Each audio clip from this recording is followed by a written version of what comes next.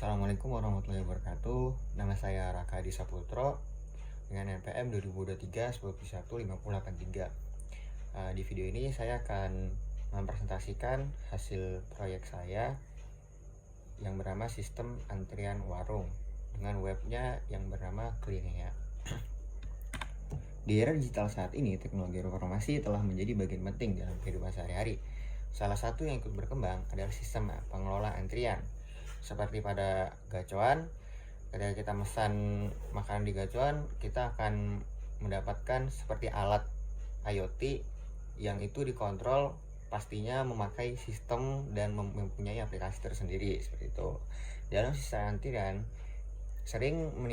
dalam sistem antrian manual sering menimbulkan masalah seperti penumpukan antrian atau rusuh atau semacamnya seperti itu, waktu yang tidak pasti dan kurangnya informasi secara real time seperti itu. Untuk mengatasi hal ini dibutuhkan solusi berbasis teknologi seperti aplikasi antrian berbasis web yang seperti saya bikin, atau teknologi-teknologi seperti gacuan yang dipakai oleh gacuan seperti itu, yang dapat mudah diakses di berbagai perangkat. Nah, di sini ada sistem berjalan. Sistem berjalan ini adalah diagram yang menggambarkan sistem yang sekarang dipakai di warung. Lalu dari sini pembeli datang ke warung lalu mengantri. Nah, apabila nggak mengantri ya langsung mesen, kalau mengantri ya ngantri dulu. Lalu sistem usulan. Nah, di sini adalah diagram yang menggambarkan bagaimana sistem yang saya buat ini bekerja seperti itu. Di sini ada pembeli membuka halaman antrian dan mengambil antrian, sistem menyimpan dan memberikan nomor antrian, lalu si pembeli ini mendapatkan nomor antrian dari sistem, lalu sistem menampilkan status antrian yang sedang berjalan. Penjual juga melihat antrian yang sedang berjalan.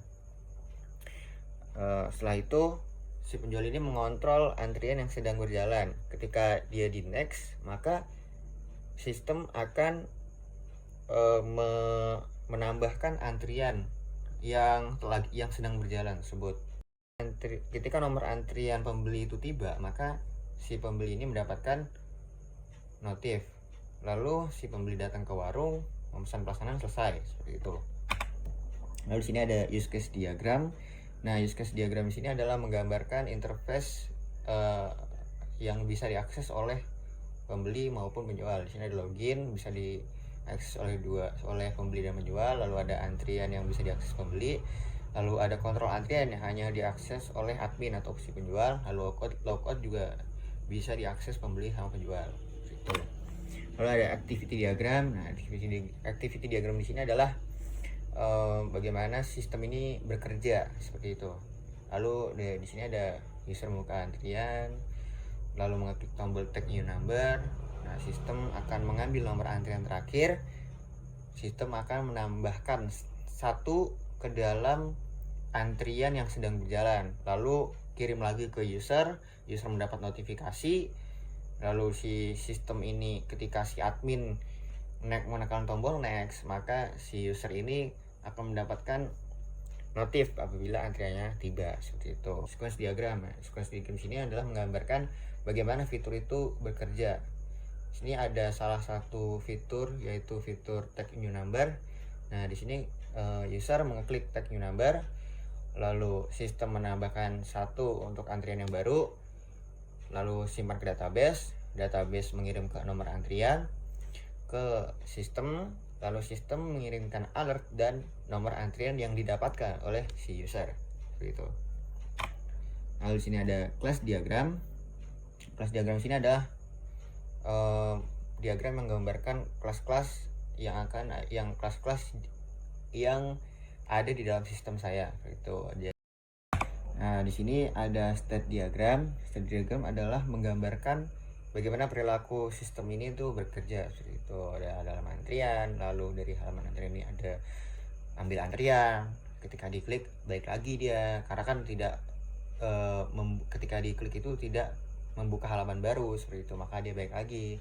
Lalu ketika diambil antrian, dia akan lanjut ke antrian yang sedang berjalan. Nah, dari ambil antrian dan antrian yang sedang berjalan akan mendapatkan notifikasi status. Lalu ada deployment diagram. Nah, deployment diagram ini menggambarkan bagaimana sistem saya akan di-deploy ke production agar bisa dipakai oleh pengguna seperti itu. Nah, di sini ada server saya pakai Ubuntu, lalu dengan Nginx, ada MySQL, lalu dengan antrian yang namanya dengan database yang bernama antrian DB. Nah, di sini ada tunnel yang namanya home server, ini tunnel saya.